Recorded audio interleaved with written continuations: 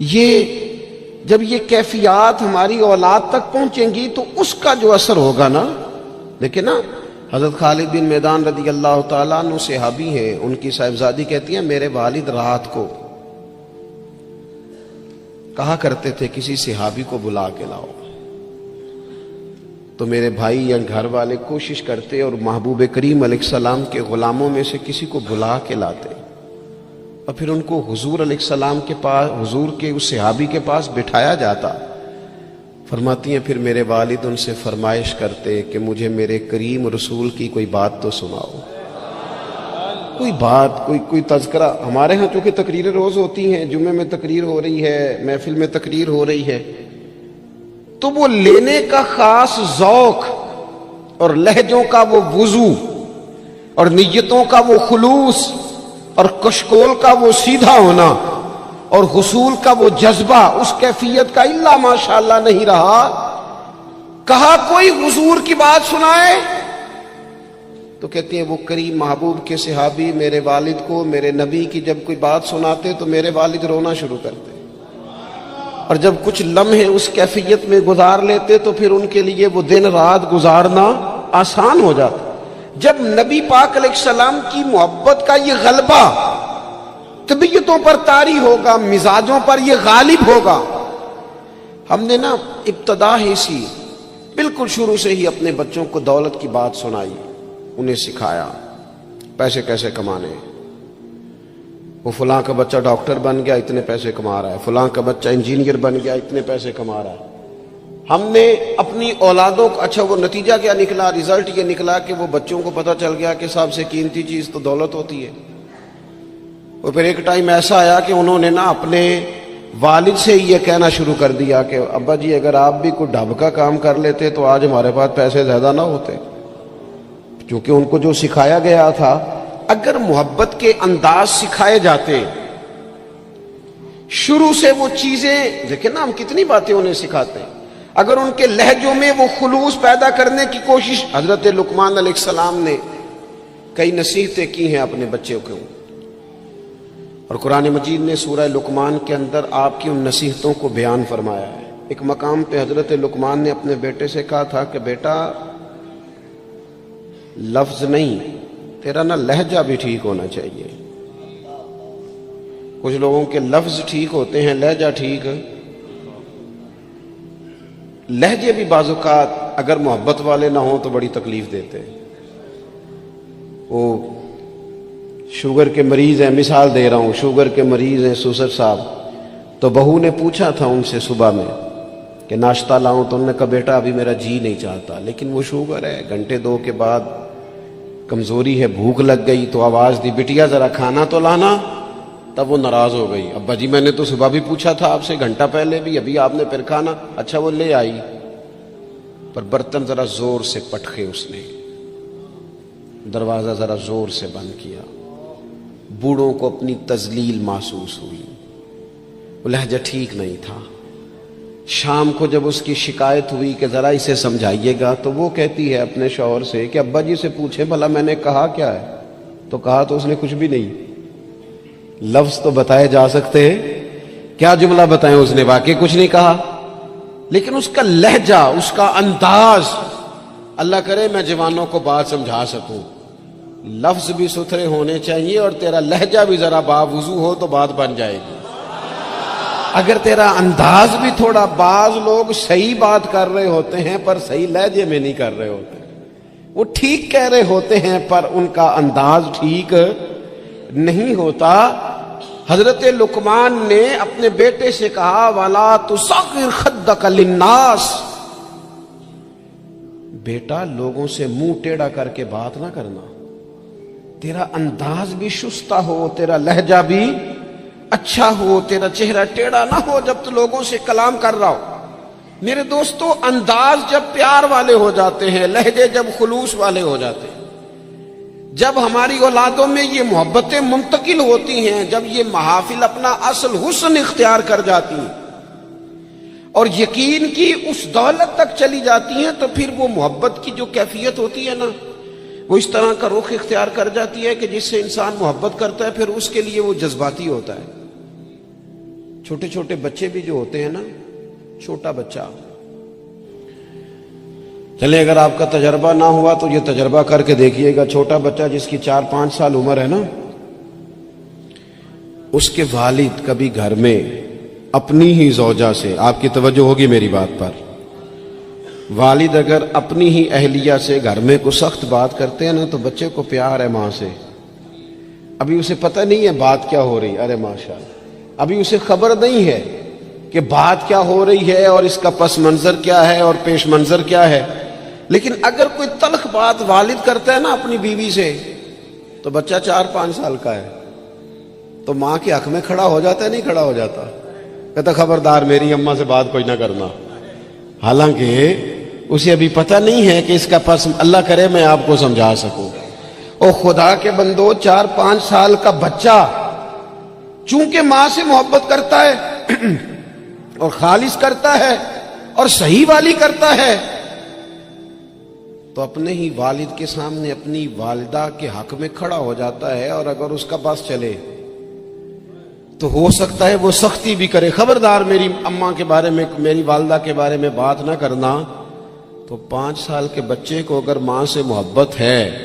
تو اس محبت میں اتنا جذباتی ہے، تو اگر امتی کو رسول پاک سے سچی محبت ہو، امتی کو اگر سچی محبت ہو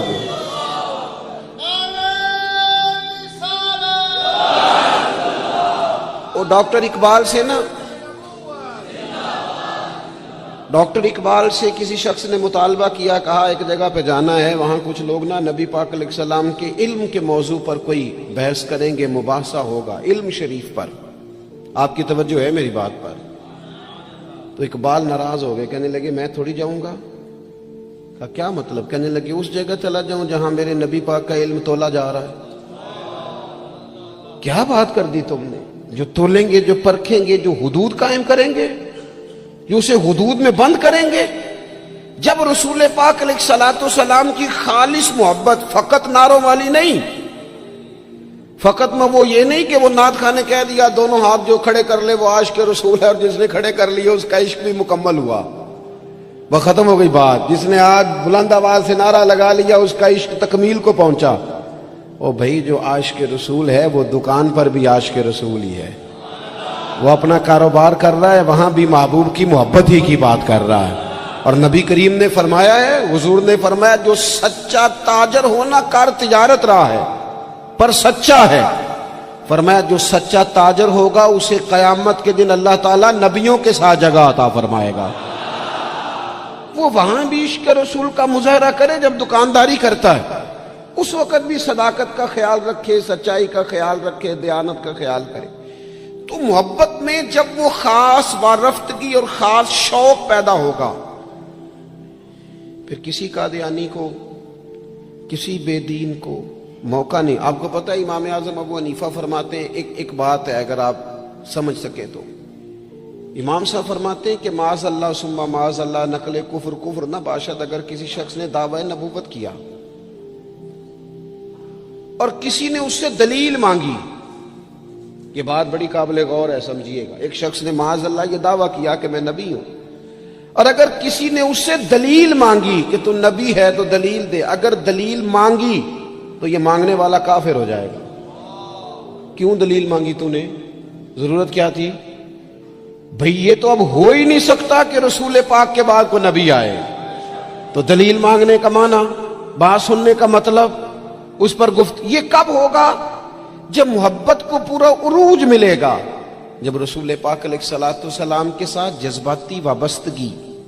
مومن کا خاص پیار، جب اس کی الفتیں، جب اس کی، یعنی ایک تو ہے محفل نعت میں نعت سننا، اور ایک یہ ہے کہ کہنا آج دل بڑا پریشان ہے کوئی مجھے میرے نبی کی نعت سنائے،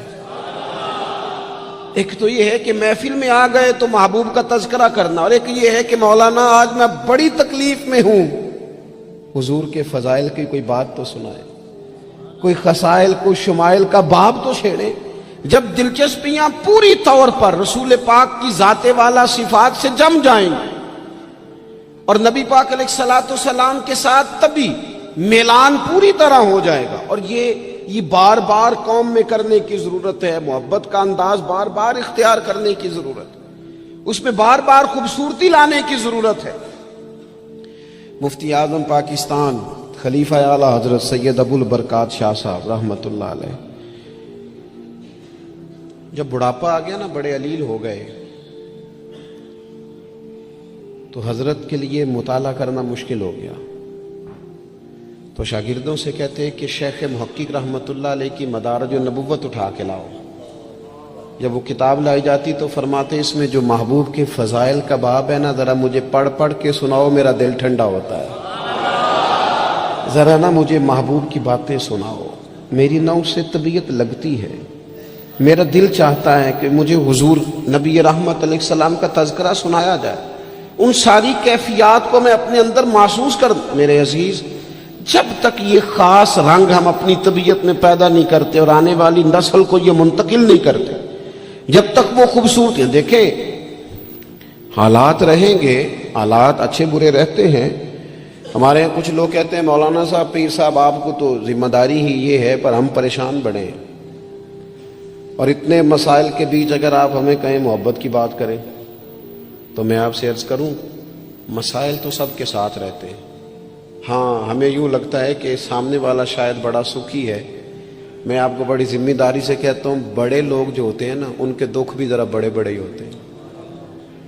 ان کے مسائل بھی ذرا بڑے بڑے ہوتے ہیں۔ وہ کسی درویش نے کہا تھا کہ میں دوست تو تھوڑے بناتا ہوں، کیوں؟ فرمایا دوست تھوڑے ہوں تو حق بھی تو تھوڑے ہوتے ہیں نا، جس سے پیار کرنے والا زیادہ ہوتے ہیں، اس کے ذمہ حقوق بھی تو ذرا زیادہ ہوتے ہیں نا، اس کی ڈیوٹیاں بھی ذرا زیادہ ہوتی ہیں، اس کو زیادہ کام کرنا پڑتا ہے۔ میرے عزیز، مسائل تو رہتے ہیں، اب محبت چھوڑ دی جائے گی؟ وہ ہمارا یہ مزاج بن گیا ہے کہ ہم سارے دکھوں کو، وہ ایک تکلیف ہوتی ہے زندگی میں تو سارے سکھ بھی اسی پر قربان کر دیتے ہیں۔ صرف پیسے نہیں ہے نا پاس، بچے ہیں نا اللہ کے فضل سے، صحت ہے نا اللہ کے فضل سے، گھر ہے نا اللہ کے فضل، تو چلے ایک ٹینشن کو چھوڑ ہی دیا جائے۔ آپ دیکھیے نا، اللہ کے پیارے رسول علیہ الصلوۃ والسلام نے فرمایا سارے نبی ستائے گئے اور میں سب سے زیادہ ستایا گیا۔ آپ 13 سال مکہ مکرمہ کے حالات دیکھ لیں، پھر حضور مدینہ طیبہ تشریف لائے تو بدر، احد، خندق، حنین، تبوک، خیبر، آپ دیکھتے جائیں منافقین کی سازشیں، کبھی کسی رنگ میں کبھی کسی رنگ میں، ہر وقت حالات کے تیور چڑھے رہے، پر حضرت حارث ابن عبداللہ رضی اللہ تعالیٰ عنہ فرماتے ہیں میں نے اتنا مسکراتے کسی کو نہیں دیکھا جتنا رسول کریم مسکرایا کرتے۔ مسائل کی سنگینی تو ساتھ رہے گی،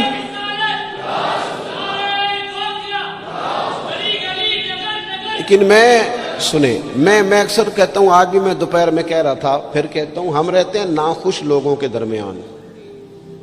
ناراض لوگوں میں رہتے ہیں ہم، تو ناراض لوگوں میں رہ کے نا ہم نے بھی ناراض ہی رہنا شروع کر دیا، کیونکہ ہر کوئی کسی نہ کسی سے ناراض ہے،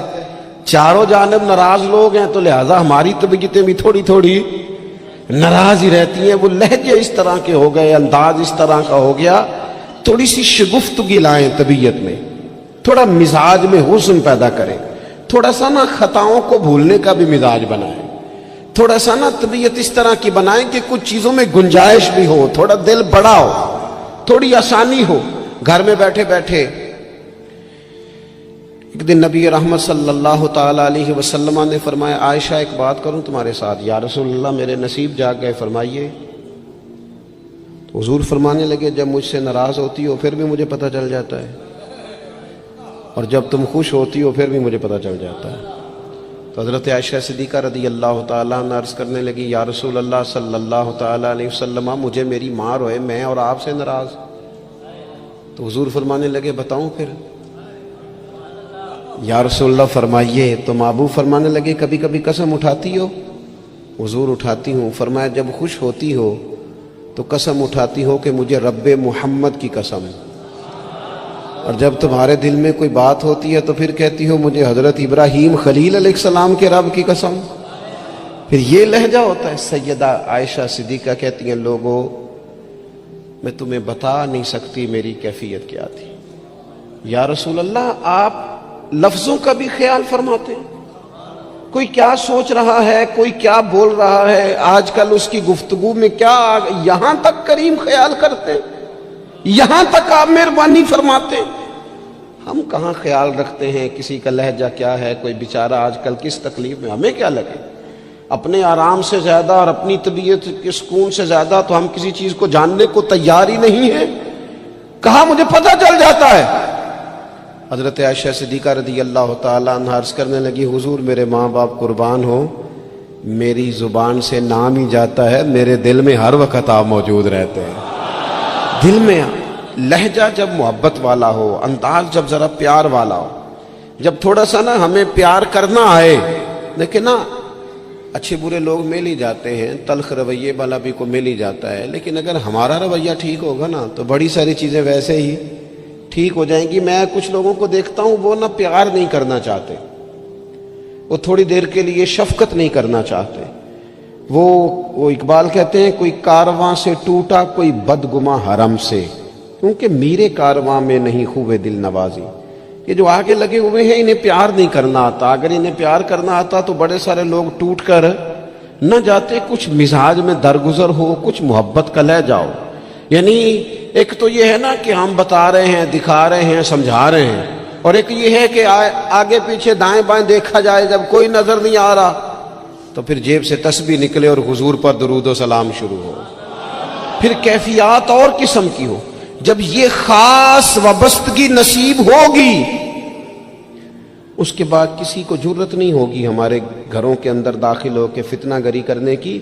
یہ کوئی بھی شخص بدعقیدہ ہو، قادیانی ہو، کوئی بھی ہو، یہ شکار تب کرتا ہے کہ جب گنجائش ملتی ہے۔ وہ نبی رحمت علیہ السلام نے فرمایا نا، مشکات میں حدیث ہے، فرمایا جب تم اللہ کا ذکر کرتے ہو نا تو شیطان تمہارا دل چھوڑ کے چلا جاتا ہے، اور جب تم غافل ہوتے ہو پھر شیطان وسوسہ ڈالتا ہے۔ شیطان کے وسوسہ ڈالنے سے آدمی غافل نہیں ہو رہا، بلکہ بندہ غافل ہوا تھا، اس نے گنجائش دی تھی تو اندر شیطان داخل ہوا۔ اگر یہ ذکر کرتا رہتا تو شیطان اس کے دل کو چھوڑ کر دور رہتا۔ یہ جو گنجائش ملتی ہے نا ہمارے ہاں، گنجائش، یہ جو نئی نسل کو پوری طرح ہم نبی پاک کی محبت کی غلامی میں ڈھالتے نہیں۔ انسان کے سینے میں جب دل ہوتا ہے تو وہ دھڑکتا بھی ہے، اور جب دھڑکتا ہے تو کسی نہ کسی کے لیے دھڑکتا بھی ہے۔ نہ مانے لوگ، ویسے یہ کہ شہرت کے لیے بھی دل دھڑکتا ہے۔ اگر دو چار لوگ نام لے لیں تو رات نیند سکون کی آ جاتی ہے۔ یہ دھڑکتا ہے، یہ پیسوں کے لیے بھی دھڑکتا ہے۔ میں آپ کی بات نہیں کر رہا، ویسے میں کچھ لوگوں کو جانتا ہوں، پیسے نہ ہوں تو بیمار سے لگتے ہیں، اور اگر جیب بھری ہو تو صحت بھی ذرا۔ آپ کیوں مسکرا رہے ہیں؟ میں نے تو آپ کی بات ہی نہیں کی، میں نے تو کسے باشد بات کی ہے کہ کچھ لوگ ایسے ہیں کہ پیسے نہ ہو تو صحت بھی ٹھیک، پیار کرتے ہیں نا، ہوتا ہے، کیا کیا جا سکتا ہے؟ میرے عزیز، اگر آنے والی نسل کے دلوں میں پہلے سے وہ پیغام جو ہمیں ہمارے بزرگوں نے دیا، جناب صدیق اکبر سے لے کر اعلیٰ حضرت فاضل بریلوی تک، وہ پیغام جو ہمارے اسلاف نے ہم تک پہنچایا کہ جان ہے عشق مصطفیٰ، روز فضو کرے خدا، جس کو ہو درد کا مزہ وہ ناز دوا، اٹھائے کیوں پھر کے گلی گلی تباہ، ٹھوکرے سب کی کھائے کیوں، اور دل کو جو عقل دے خدا تو تیری گلی سے جائے کیوں۔ وہ اگر ہم اپنی آنے والی نسل میں پوری طرح،